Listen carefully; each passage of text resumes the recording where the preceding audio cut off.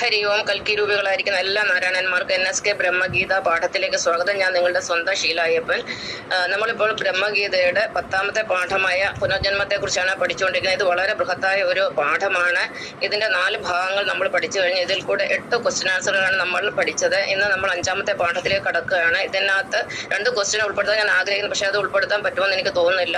കാരണം ഞാനൊരു 3 മിനിറ്റ് റീലാണ് എടുക്കാൻ ആഗ്രഹിക്കുന്നത്. എന്തായാലും ഇതിൽ ആദ്യത്തെ ക്വസ്റ്റ്യൻ, അതായത് 9ാമത്തെ ക്വസ്റ്റ്യൻ ഇതാണ്: പുനർജന്മത്തിന്റെ കാരണം എന്താണ്? എല്ലാ കാര്യങ്ങൾക്കും ഒരു കാരണം ഉണ്ടാവും. പുനർജന്മത്തിന്റെ കാരണം എന്താണെന്ന് ചോദിച്ചു കഴിഞ്ഞാൽ ദ്വന്ദ്ങ്ങളായ പാപ പുണ്യങ്ങളാണ്. ദ്വന്ദ്ങ്ങളെ കുറിച്ച് നിങ്ങൾ കേട്ടുണ്ടാകുമല്ലോ. ദ്വന്ദ്ങ്ങൾ എന്ന് പറഞ്ഞാൽ 2 വസ്തുക്കൾ തുല്യ പ്രാധാന്യത്തോടെ ഇരിക്കുന്നതിനാണ് ദ്വന്ദ്ങ്ങൾ എന്ന് പറഞ്ഞത്. ഉദാഹരണത്തിന് രാത്രി പകല്, മാതാപിതാക്കന്മാര്, സ്ത്രീ പുരുഷന്മാര്, പിന്നെ സുഖദുഃഖങ്ങള്, അങ്ങനെ കുറെ ദ്വന്ദ്ങ്ങളുണ്ട്.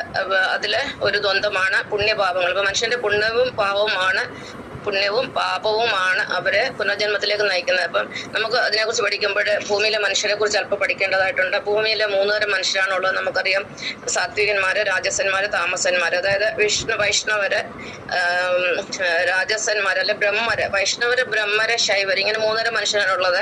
ഈ ബ്രഹ്മരെ നമുക്ക് വിടാം, കാരണം അവരൊരു നിർഗുണ പരബ്രഹ്മങ്ങളാണ്. അവരെ കൊണ്ട് ആർക്കും ഗുണമില്ല, ദോഷമില്ല. അതുകൊണ്ട് അവരെ മാറ്റി നിർത്താം. ബാക്കിയുള്ളതെന്ന് പറയുന്നത് വൈഷ്ണവരും ശൈവരുമാണ്. വൈഷ്ണവരെന്ന് പറയുന്നത് വിഷ്ണു ശക്തി ആരാധിക്കുന്നവര്, ശൈവരെന്ന് പറയുന്നത് ശിവശക്തി ആരാധിക്കുന്നവര്. മൊത്തത്തില് ഒരു 50% ആളുകള് വൈഷ്ണവ അല്ലെ വിഷ്ണു ശക്തിയിൽ നിൽക്കുന്നവരാണ്. 50% ആളുകള് ശിവശക്തിയിൽ നിൽക്കുന്നതാണ്. അപ്പൊ ഇതിനെ നമുക്ക് 50-50 ആയിട്ട് കണക്കാക്കാം.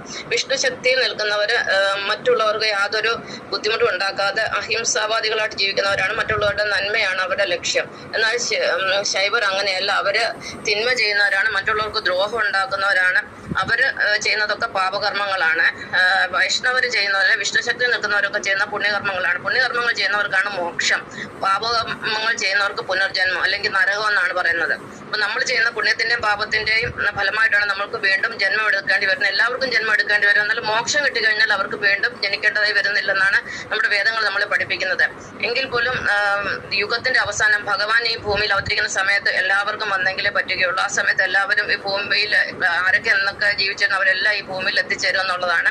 അപ്പം പാപവും പുണ്യവും ആണ് ഒരു മനുഷ്യന്റെ പുനർജന്മത്തിന് കാരണം. ഇപ്പം പാപകർമ്മങ്ങൾ ചെയ്താൽ തീർച്ചയായിട്ടും പുനർജനിക്കും. പുണ്യകർമ്മങ്ങൾ ചെയ്തു കഴിഞ്ഞാൽ നമ്മള് മോക്ഷം കിട്ടിപ്പോവുകയാണ്. മോക്ഷം എന്ന് പറഞ്ഞാൽ എന്താണെന്ന് ചോദിച്ചാൽ, നമുക്ക് അങ്ങനെ ഒരു ജീവിതത്തിൽ അവസ്ഥ ഉണ്ടാവുകയാണ്. നമുക്ക് ഈ ഭൂമിയിൽ എല്ലാ കാര്യങ്ങളും അനുഭവിച്ച് മതി, ഇനിയിപ്പോൾ ഇവിടെ നിൽക്കണ്ട, ഇവിടുന്ന് എത്രയും പെട്ടെന്ന് പോയി കിട്ടിയാൽ മതി. ആ ഒരു അവസ്ഥയാണ് മോക്ഷം എന്ന് പറയുന്നത്. അപ്പൊ എല്ലാ ഭൂമിയിലുള്ള 100% ആൾക്കാർക്ക് മോക്ഷം കിട്ടിക്കഴിഞ്ഞാൽ പിന്നെ ഈ ഭൂമിയുടെ രചന അല്ലെങ്കിൽ പ്രപഞ്ചത്തിന്റെ രചന തന്നെ വെറുതെ ആവും. പിന്നെ ഭഗവാൻ ഇതൊന്നും സൃഷ്ടിക്കേണ്ട ആവശ്യം വരുന്നില്ല. അതുകൊണ്ട് എല്ലാവർക്കും മോക്ഷം കിട്ടത്തില്ല. 50% ആളുകൾക്ക് മാത്രമേ മോക്ഷം കിട്ടുള്ളൂ. 50% ആൾക്കാര് പുനർജന്മത്തിൽ വരും. ഇതാണ് ഇന്നത്തെ പാഠം. ഇതിന്റെ ബാക്കി നമുക്ക് അടുത്ത ക്ലാസ്സിൽ പഠിക്കാം. നന്ദി.